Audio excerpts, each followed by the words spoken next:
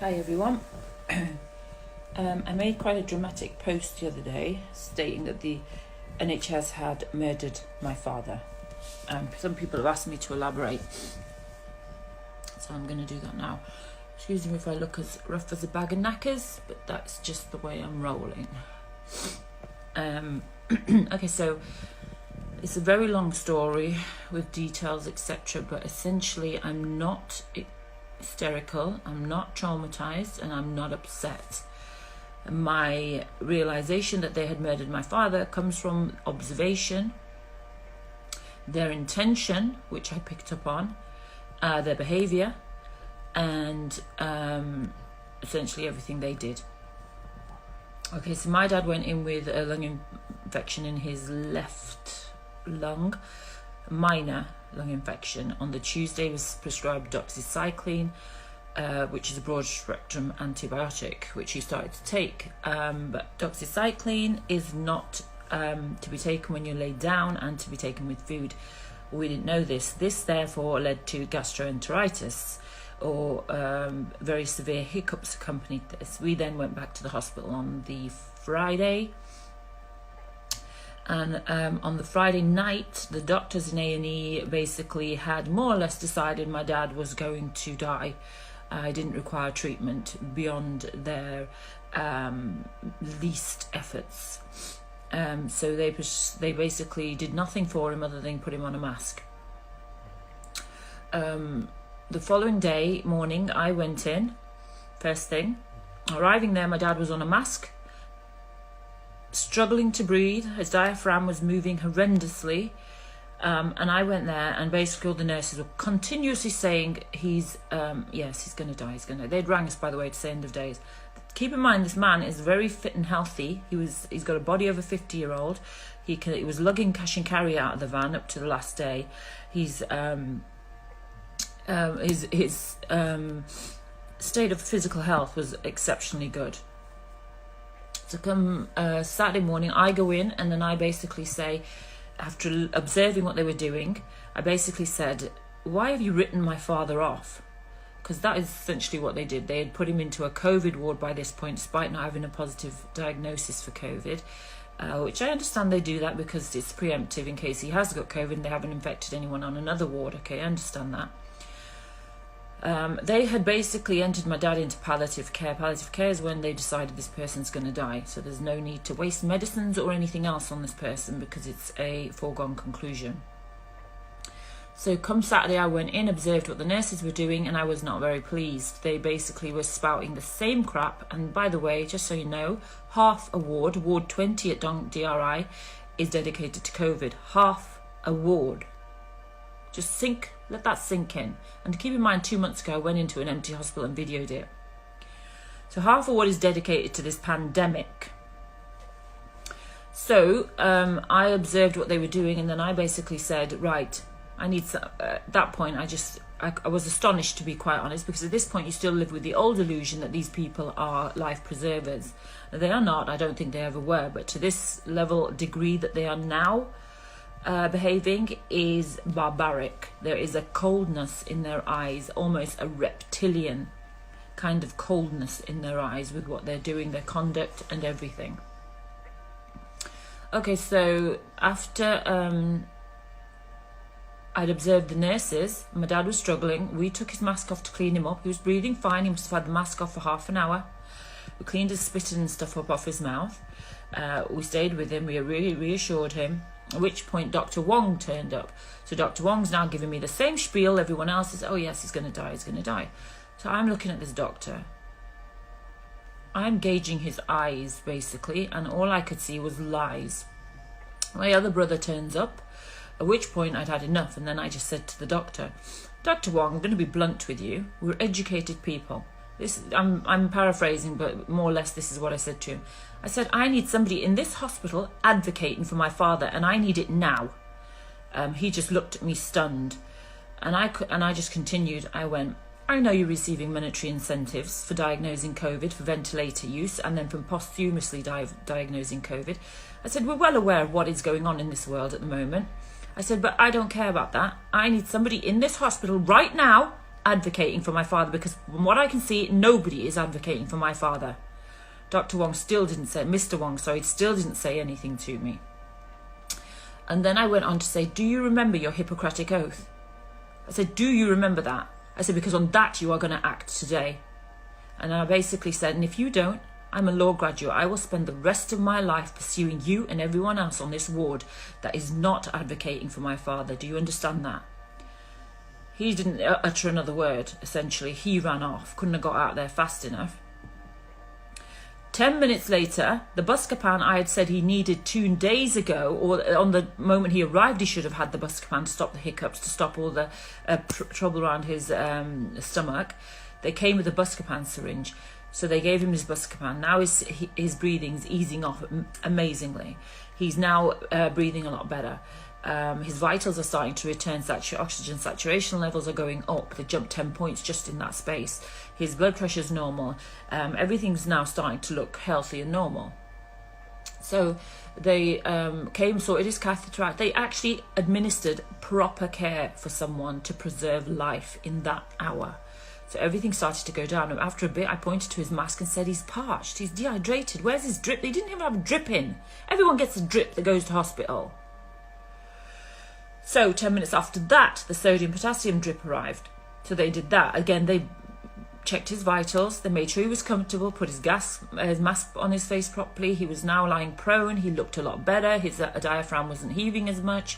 And now he's conscious. Now he's talking to us. Now he's trying to get out of bed. Now we're showing him he's got a catheter in. He doesn't need to get out of bed. We're talking to my dad and he's acknowledging us. He's now back to what he was 2 days prior to being in the hospital.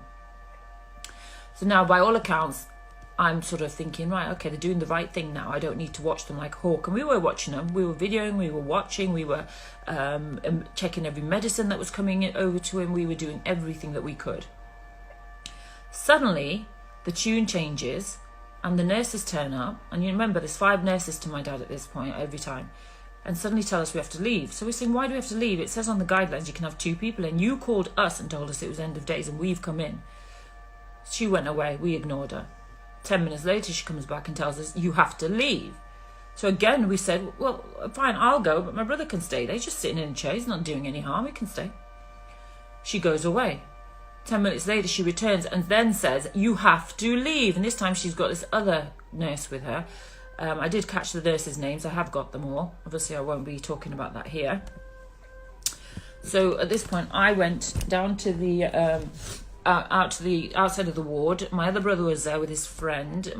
My other brother came out. We discussed it, and then we looked at the guidelines online about how many visitors patients can have.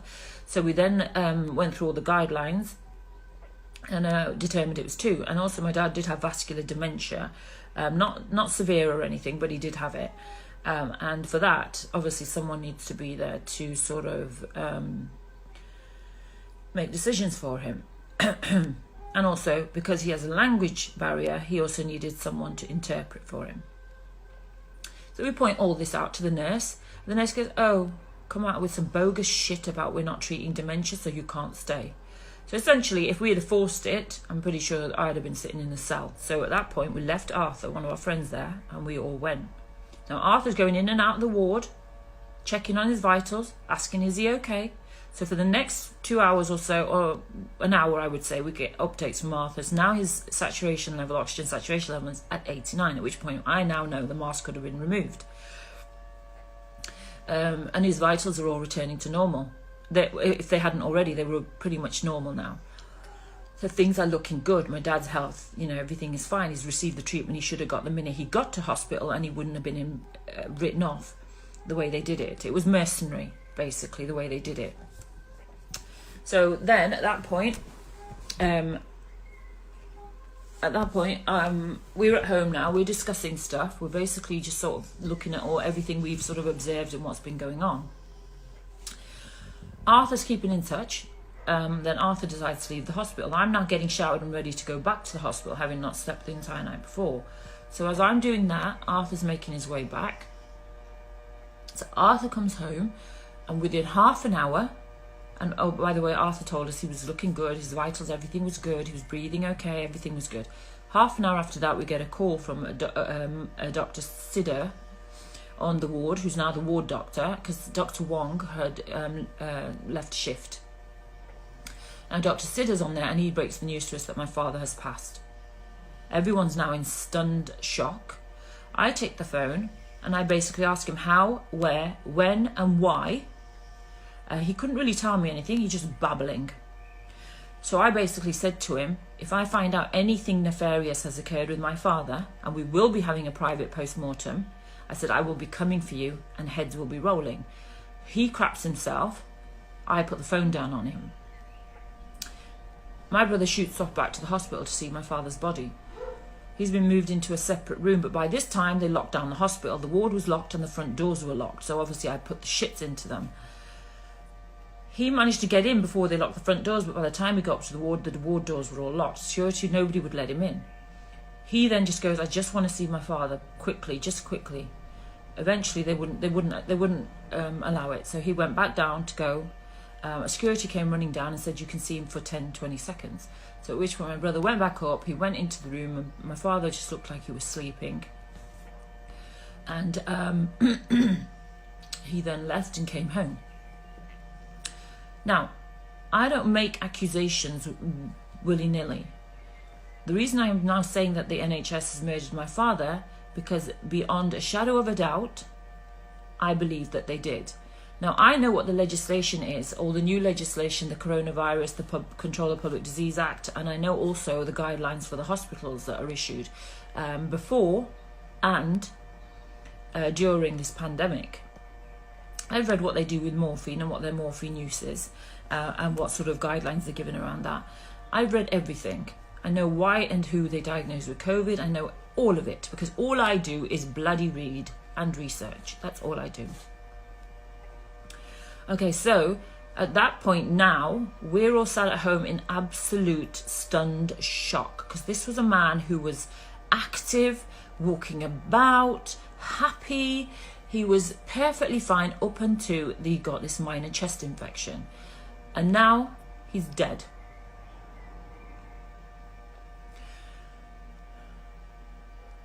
Okay. However, as usual, it's always the people that are left behind that now have to pick up the pieces and that now have to suffer. Just to make this clear, I'm not gunning for anyone and I'm not looking into the future. I am doing this on a step-by-step basis because by all accounts, and I promise you this, I want the post-mortem to come back that my father died naturally. That's what I would like.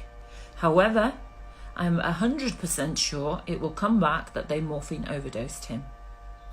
Even though I expressly told them in the morning when they mentioned morphine that my father is not to have any morphine.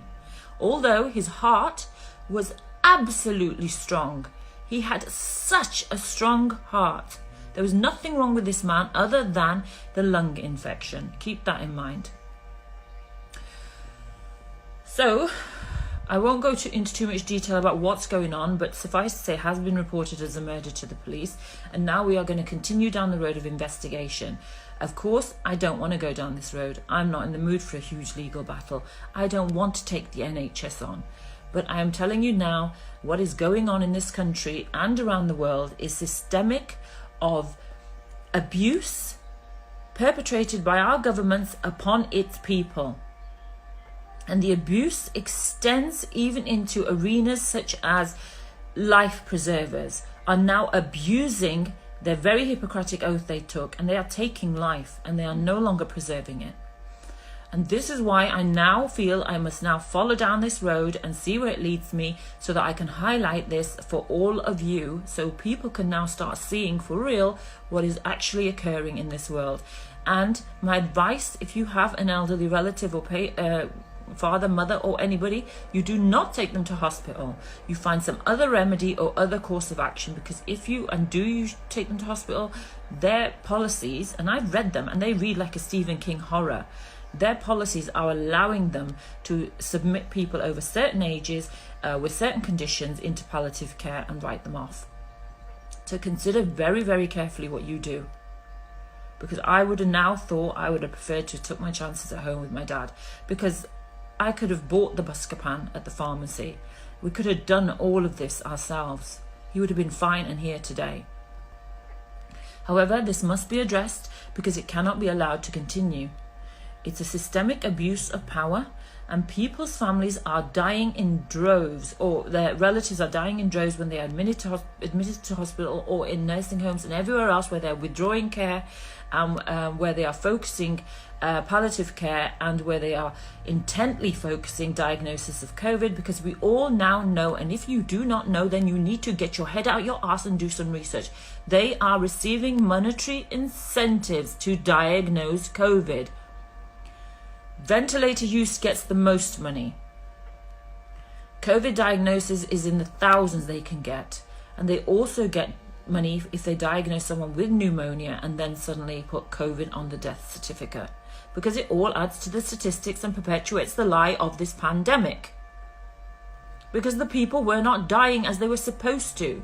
Because there is no COVID. I'm going to repeat this for you idiots out there that are still wearing masks, which are ineffective because the pore size is far too big to stop any sort of COVID, SARS-CoV bacteria. It's not even a bacteria. COVID-19 getting in. The pores are far too big. So for all you idiots still wearing masks, supporting clapping the NHS, wearing banners and slogans on your Facebook or anywhere else, welcome to your vaccination. Because that will be your next step. And that is, of course, you decide to wake up. And I highly recommend that.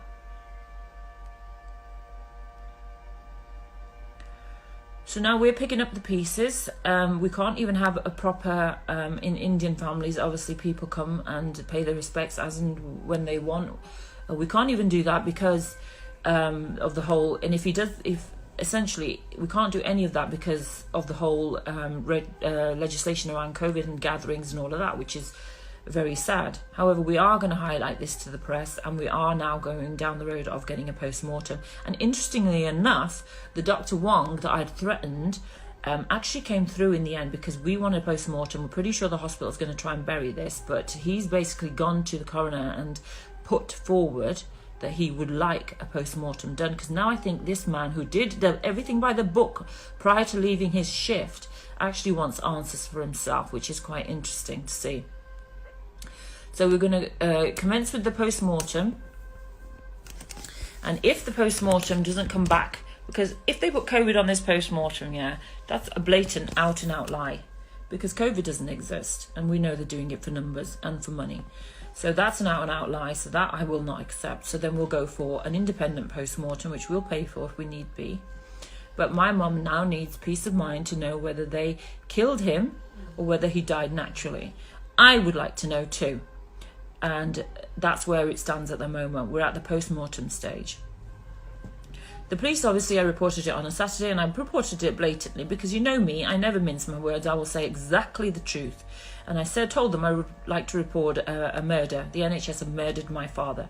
The police said they would come out to see us, and then 2 minutes later, oh, we won't be coming out to see you, but if you get any further information, please let us know. So essentially, because I'm a criminal justice graduate, I know 80% of all crime is not even investigated. So I didn't expect anything less. So essentially, I just told the woman, I pretty much expected that, love. Now just give me the crime reference number, because that's all I wanted. I'm leaving a paper trail at this point so that we can basically tick every box that we did it properly. So where it stands at the moment is we're now grieving. My mum is got all of us around her, so we don't really leave her alone. She's very in shock. She's very stunned by everything. It's very odd being in the house without my dad there.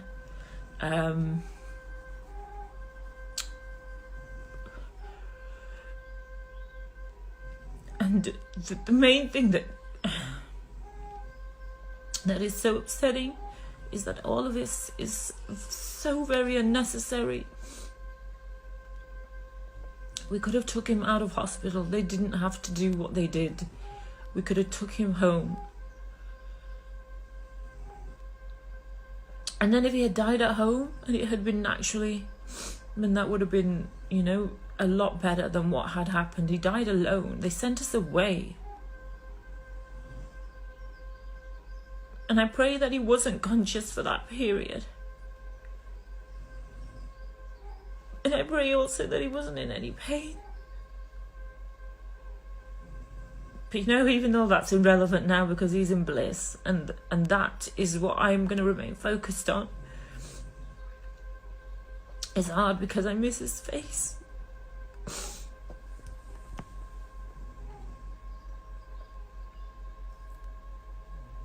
Okay, so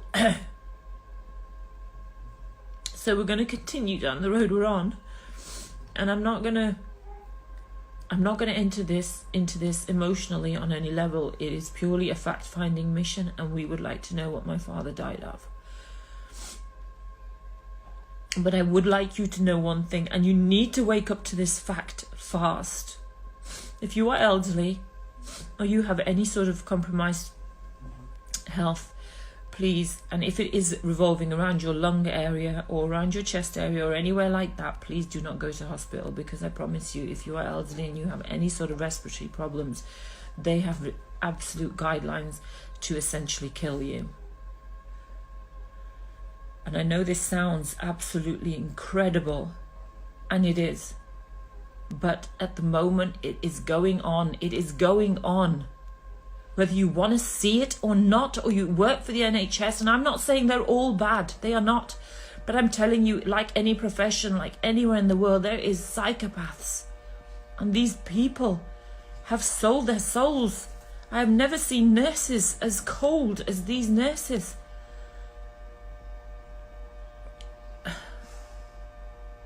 And if we hadn't been any smarter than the average person that went in there and gets intimidated, the words and phrases they use, I'm doing everything I can, I've maxed out, there's nothing else I can do. They use these phrases because the simple person is going to fall for it and think, oh, okay. Oh, but hang on, you didn't do him a drip, you haven't given him his Buscopan, you haven't done this, you haven't done that.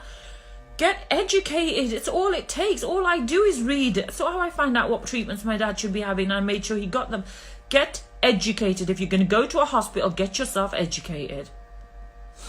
Because they are not working for you, and they are not working in the best interests of your family.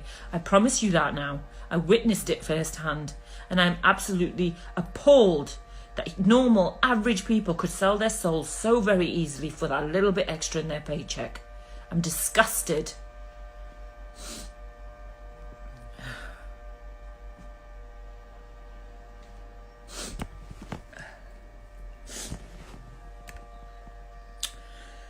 Okay, on a different note, I do wish to say something else. And I noticed that the world has gone, even though you thought it couldn't have gone any more mental, it really has lost the plot. And what's going on in the States, which will now come over here, over this George Floyd fake killing. And if you don't know that by now, then you clearly are not paying attention. So I suggest you start paying attention. George Floyd is not dead. The evidence is all out there to support this. Even a picture of him attending his own bloody funeral is out there.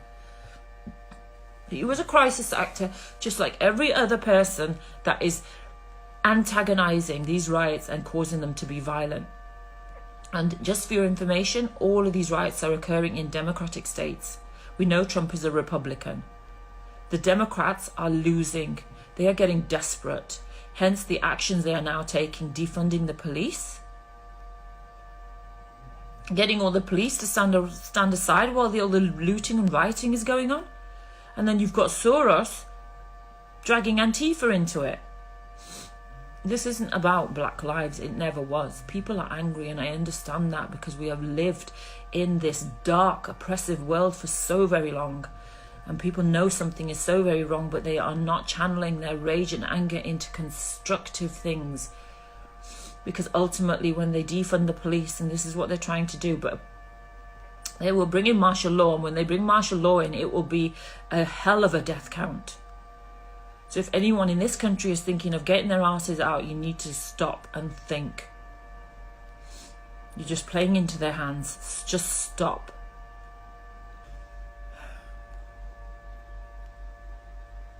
I don't know what else to really say at this point. I'm not doing a great deal of anything. I'm just being there for my family, and we are sort of dealing with all of this shit. But to to find out my dad was murdered within half an hour of the last person leaving the hospital, and he was gone. And when you ask them details, they can't give you them. The toxicology report will be very revealing, I imagine. However, I've spoke to the coroner and very expressly told her that we have a murder crime number here, and we also have a certificate proving my dad was not positive for COVID. We've got that now in our hands. So if they attempt to put COVID on the death certificate, there's going to be hell to pay. We will not have anything falsified. We will have the truth. And all of you should be trying to determine the truth on some level. If you're not capable of doing these things, or you're not strong enough, then all you need to do is get yourself educated, wake up as many people as possible, speak your truth, and be not in fear. Fear is the critical thought killer, and so many of you are so afraid of what the people who are asleep think of you. You need to get over this, because they soon are going to be the minority. And if you don't speak, that makes you as bad as all the other people that sit by while atrocities occur around them. This is your time. I've said this before. This is your time. Wake up. Come to. Step into your truth, into your being. You are infinite consciousness. Do you even understand what your power is? You created worlds. You are a spark of divinity. Just because you've forgotten doesn't make it any less true.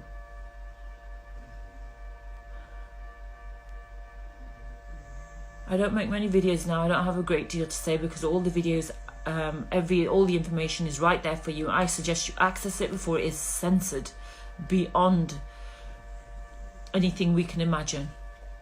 Access, educate, knowledge is power. Go and get some.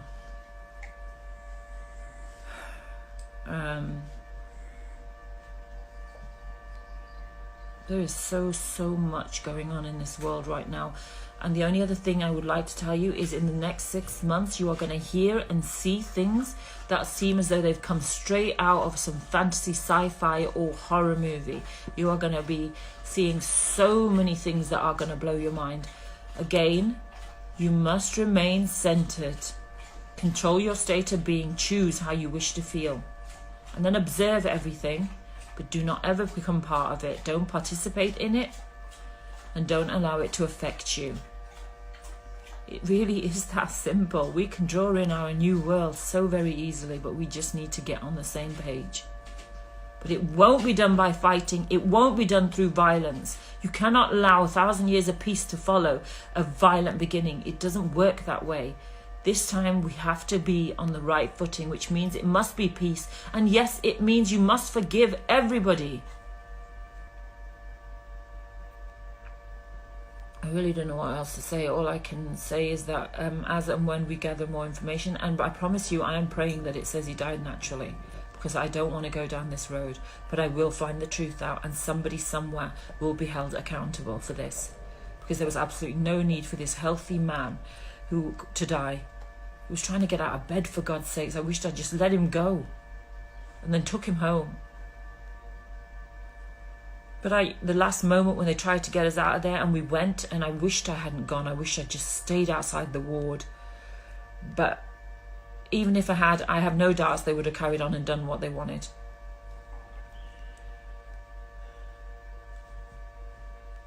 It's unnecessary. It doesn't need to occur.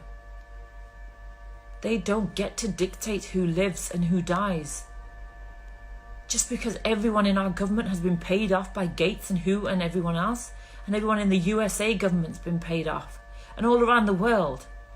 That's how this works.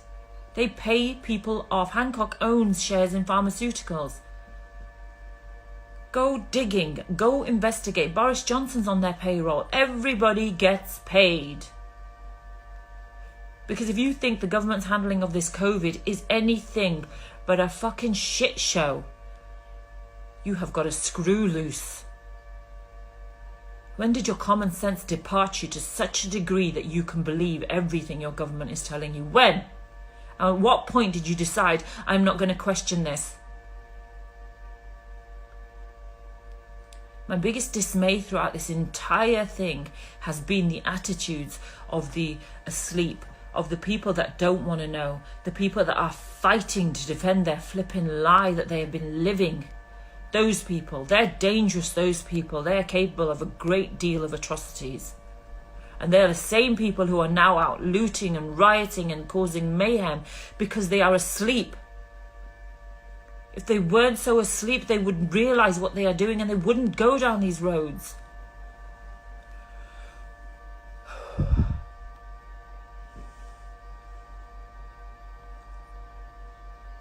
I didn't want this podcast to be sort of down or making anyone feel bad. I've said the little piece I wanted to say, and I hope I've explained where I'm coming from. I'm certainly not irrational. However, the energies that are at the moment on this planet mean that everything that has been hidden from us is now coming to the surface. This is why you are seeing so much and hearing so much. And it will only get exponentially more. And I'm telling you, brace yourselves. Be strong, be wise, be knowledgeable, and protect yourselves as best you can if you can't get your vibration up high. All my love is for all of you. And as things occur with this, and I truly wish that it comes back, it was natural causes or whatever that they put down. And I truly wish it doesn't come back that they did what I think they did. And I'm more or less sure they did it. But as and when I find out anything, I will come back to you. But for the time being, I'm going to take this to time to now grieve with my family. Plan the funeral and do all of those things. I don't really have anything else to say. Much love to all of you.